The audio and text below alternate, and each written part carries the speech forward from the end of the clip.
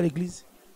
Bah, il y avait beaucoup de... Enfin, je sais pas, j'ai senti la présence de Dieu. Il y avait beaucoup de personnes qui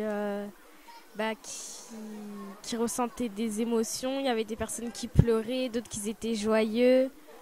Et du coup, c'était bien. D'accord. Toi aussi, aujourd'hui, comment tu vas sentir? Ben, ça faisait un peu peur pour les enfants, mais c'était pas grave puisque, voilà. Elle a dit, des fois ça fait un peu peur pour les enfants, mais parce que ça c'est la puissance de Jésus-Christ, ça fait comme ça, non? Mais c'est pas grave. Hein. C'est pas grave? Oui. Merci beaucoup.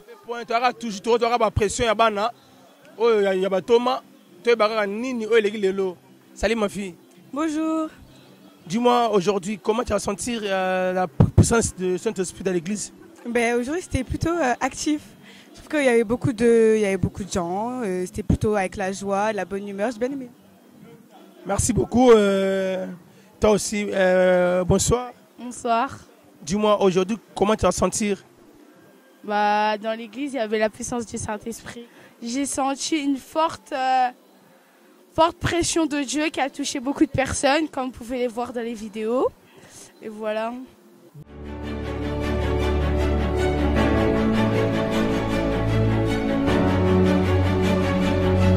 www.njk-cadenceInfopromo.com. Tout ça a toujours il y a finition la biso, il y a 2 jours, il y a puissance Saint-Esprit oyo ba docteur basali na oyo pasteur Daklo na prophète Gloria. En tout cas, il s'est le moko fo Nzambe azu le kumu parce que na kana bango na choué docteur nanga na iba clôture ya lelo na ndenge lekeli tout pour ça moment de bosso pardon au senti en ndenge. En tout cas, la Bible dit que nous devons tout faire c'est là pour la gloire de Dieu. Sinon c'est bon. Au senti ndenge. En tout cas, la Bible dit que nous devons tout faire pour la gloire de Dieu. Et tout ce que nous faisons, si nous associons Dieu, réussite est assurée, réussite est totale. Donc, je suis béni na kumisina oluboso Nzambe, poza musala Nzambe. Et puis, je crois que le peuple de Dieu est béni. Surtout que la convention Tosali, ce n'est pas n'importe quelle convention, puisque les abatem oyo, et zolobama li sous-souté, parce que batu penza ba lingi li sous-souté sous l'initiative du diable, en fait. Ainsi, tarabatu penza na eloro li sous-souté. Alors, du fait que Dieu a réveillé ces thèmes-là par l'intermédiaire, il y a visionnaire, oh, Nanzela Wapi, Vision Oyaki, son excellence, le pasteur Didier Mbosso, yende penza mutu azwaki initiative wana kouta na Nzambe pe associé ngo na biso. Alors comme c'est l'initiative qui vient de Dieu, nous ne pouvons qu'appuyer et nous avons vraiment été bénis par le nombre de gens et aussi les activités qui se sont découlées. To kumisi Nzambe, en tout cas l'équipe na mingyaro le bezate pour Nzambe go. Merci docteur, vraiment mon docteur na jo sakanate. Ndeka tolba toujours ba camarade nanga obasunga ngai ba mama bien baze belé baba popi bazana obasunga sunga bazali lelo ba sepe l'église ma papi abini vraiment na badno ba bini pastor eza ndenge nini lelo na yo mosoki de wana taka zizeli abini baze belé totaka ba kombo ba sepeli pena ba gloire idée ono yaki nango ndenge nini pona batu balinga suko te yango te mais yo nango bote yango eza nini. Bon, eza évangile il faut être à Manhattan puisque tout le monde a makambo ebele aux ko s'est passé colonna biso aza vraiment nesengote donc les kaniswana ezala qui inspiré par le Saint-Esprit pe to suki awate to continuer nango. Merci beaucoup Nasira minga lobelate parce que moni basali musala mingi biso tout osali musala banda e bandeliti na suka na sibo zo bino moko musala na misu maté kitoko soko boyango babi bien soko kiminoko nesima babenda yo pa Nzambe mais omonaka lobe kufi likamo bangisa nga pema papa José olobinde ni pa to clôturer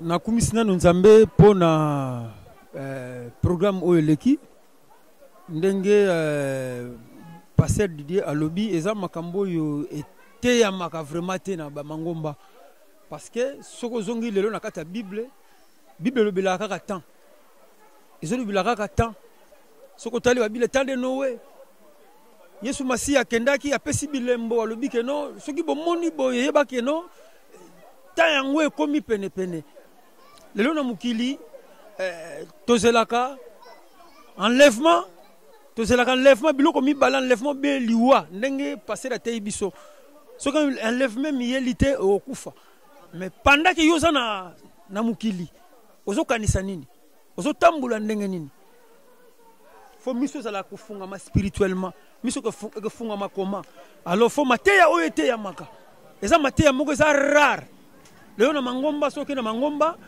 okuta mateya oyo batu balingi basala kaka beni tokozwa bokozwa bokende liboso mais mateya oyo ete ya makate yango to sepeli na mateya oyo en tout cas ezongisi biso lisusu toyeba ke ndete totambola na chemin toyeba ke Yesu Masiya koya soki Yesu Masiya koya te okokufa un jour alors devant Nzambe okozala ndenge nini eza point d'interrogation. Merci beaucoup frère Nangai na sepeli no yo molobi toza pena ndeko na biso ya Doumer pour ça na koto pena lelo ndeko binisi batu yo moko senti ndenge nini. Excuse-moi. Vraiment bon l'équipe tellement bien donc vraiment rien à dire donc l'équipe bien super bien donc programme est vraiment moulaï donc to bongi song ndenge tu na ndenge zalaka ngoma za muta micro te mais ça va. Merci beaucoup na moni yemo moni kaneza na docteur moni yemo bana yo baze pour ça docteur émission ndenge awa je crois na moi pena tout l'équipe bien n'habité papa pas tous avant ozana moi de au bakisa pona to continuer nana remercier vraiment bandeko nyonso ba soutenir surtout ba maman nyonso ya église à la puissance du Saint-Esprit na initiative besoin qui vraiment ko soutenir biso na ba prière pe physiquement boye tout le monde ba sacrifice bo sali Nzambe apambola bino pe bandeko mususu ba soutenir biso de loin Nzambe apambola bino vraiment donc na yebi que deuxième volume ezoya donc Nzambe apambola bino. Merci. Docteur, totalement bref, on a tout clôturé dans ce bâtiment sous bâtiment oyo remercie que soutien. Vraiment. Premièrement, je remercie PDG Pati Libondance, NJ4 Cadence Info Promo pour le travail qu'il fait dans le corps du Christ. Il y a des gens, il faut qu'on le félicite de manière officielle, même sur les médias, parce qu'aujourd'hui les médias s'intéressent aussi dans les choses de Dieu. À l'époque, ce n'était pas comme ça. Alors, quand le responsable en question lui-même s'en occupe, ça veut dire que nous ne pouvons qu'être reconnaissants de la part de Dieu pour son serviteur. Car c'est aussi un serviteur de Dieu. Vraiment, merci beaucoup PDG. Et surtout, nous avons raconté de Joseph d'Arimathée dans Makamboyo. De Joseph d'Arimathée, il y a des gens qui le connaissent dans la Bible. C'est quelqu'un qui était aussi disciple de Jésus, mais en secret. Quand on citait les noms des disciples, ils n'étaient pas là. Mais pourtant, quand Jésus est mort, là où on a déposé le corps de Jésus, ce n'était pas Jésus qui avait acheté, ni sa famille. Mais ça appartenait à un monsieur qu'on appelait Joseph Arimathée. Donc lui, il a donné sa tombe pour qu'on puisse enterrer Jésus. Et vous savez la bénédiction? Vous voulez que je vous dise la bénédiction que cet homme a reçue? Depuis que Jésus est ressuscité, jusqu'aujourd'hui, la famille de Joseph Arimathée perçoit une petite partie de tous les frais des gens qui vont visiter là où Jésus a été enterré. Jusqu'aujourd'hui. Là, maintenant, je dis clair, pour moi, c'est aujourd'hui, c'est la première fois, je comprends ça. Mais docteur, tu as maintenant, émission, tu développes bien. Il y a aussi un habité. Bon, on a un lelo, on a vendre en France, on a vendre en Angleterre. Donc, on a un lelo, on a une mission qui s'accomplir. Donc, on a na royal lisusu awa pour na deuxième volume na biso ya eschatologie et longo na docteur na prophète Gloria. Que Dieu vous bénisse. Merci Tosuki awa docteur Bitu likambo lobi oyo banda nayebi mama nzambe natikala koyoka ngo te banda makambo oyo na o ba lobi boy natikala koyoka te. Quand tu vas aller en Israël, tu prends l'avion ici à Roissy. Quand tu prends l'avion à Roissy, l'avion s'appelle Elal. Hein? Elal, c'est les appareils juifs. Hein? Cet appareil-là, quand tu le vois, tu vas à Tel Aviv, tu descends, tu dis que je vais visiter là où on avait enterré Jésus. Quand tu vas payer l'argent, parce que ce n'est pas gratuit. Ce n'est pas gratuit puisque l'État, c'est devenu une propriété de l'État. Mais le frais que tu avances pour aller visiter là où on a enterré Jésus, on coupe une petite partie pour la famille de Monsieur Joseph d'Arimathée qui était dans la Bible, celui qui avait donné à Jésus cet endroit-là. Donc Jésus, après la résurrection, il a béni cet homme, puisque cet homme même, on n'a pas enterré. C'est maintenant sa famille qui prend la bénédiction. www.nj4cadenceinfopromo.com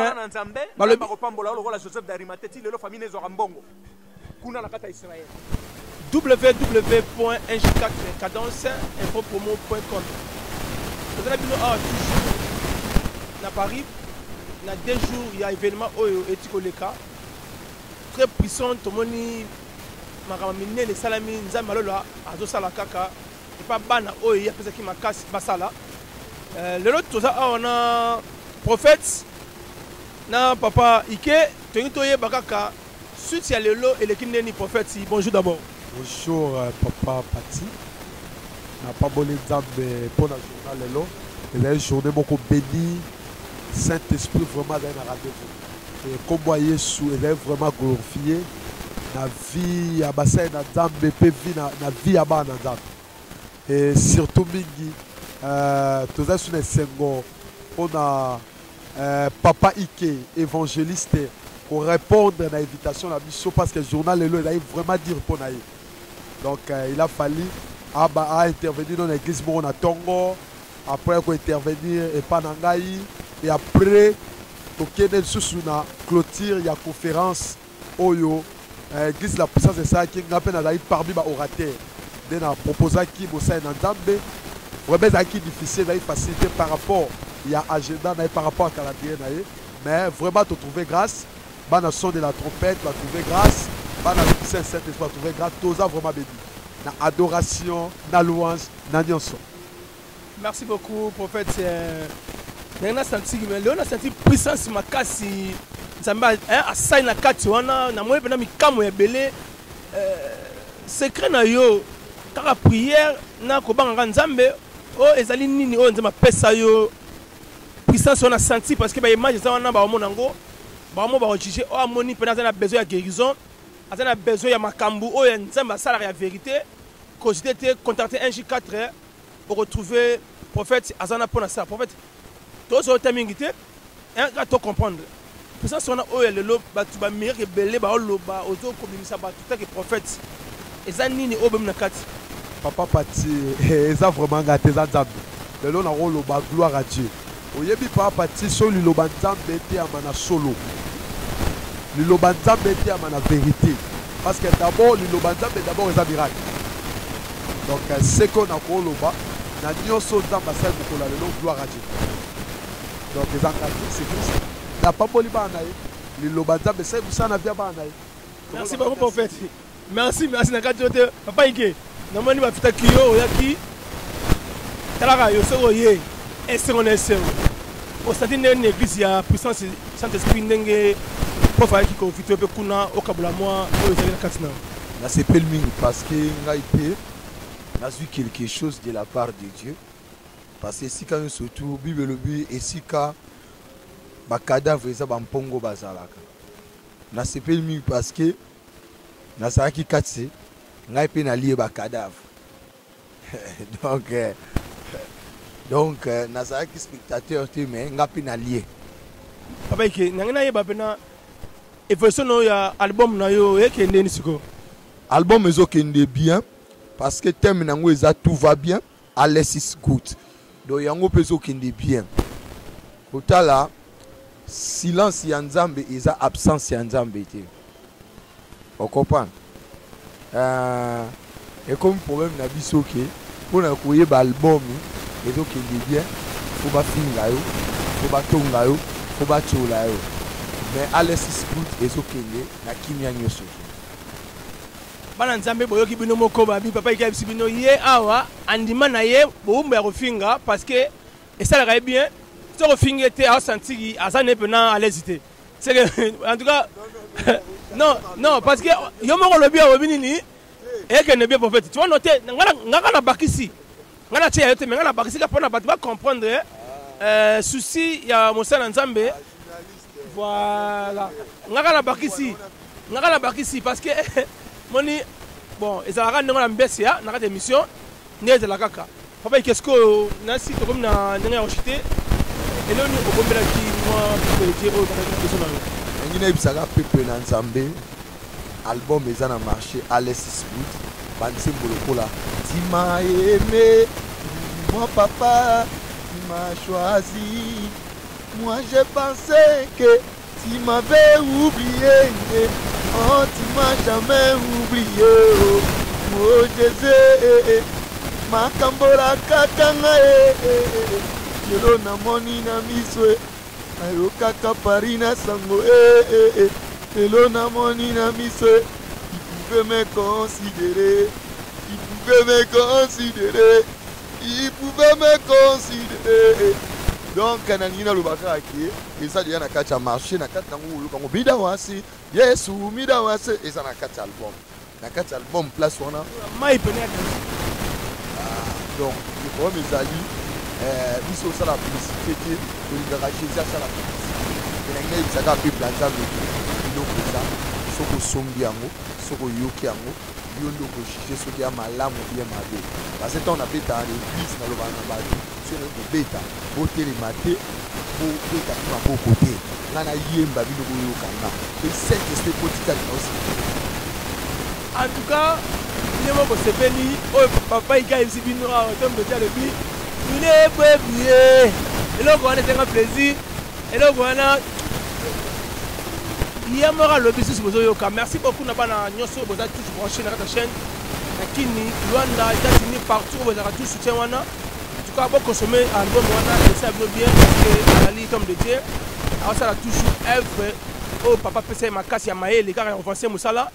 Soki oyokaka musique ya mokili pe yoka pe nzambe kosunga yo parce que jiko za na besoin nango et comme trop tard. Donc ozana moi que oyo bakoki ko remercier papa ndenge na musala oyo lekino solelo. OK, eloko liboso na pamboli nzambe pona kotombola kombo Yesu na kati ya basantu ndenge Bible lobi voici les miracles qui accompagneront ceux qui ont crié à mon nom. Même si des fois azolanda biso la miracle ya nzambe localisé yo. Nzamba pambola chaîne na biso Nzamba pambola papa pati pour la musala malamu do sala parce que nous aider corps de Christ. Nous soutenir œuvre nzambe. Vraiment merci pour la participation na yo na événement oyo et les cas qui n'a pas Saint-Esprit. Merci na docteur Pichou David, merci na pasteur Daclo, merci na pasteur Didier parce que bah c'est fait pour inviter na grande conférence et merci na papa Ike pour nous répondre à l'invitation na vraiment Nzamba pambola de nyonso obo la dabiso obo za na ndako vraiment o s'abonner bo se connecter na chaîne yoyo les chaîne moko za béni Nzamba pambola biso.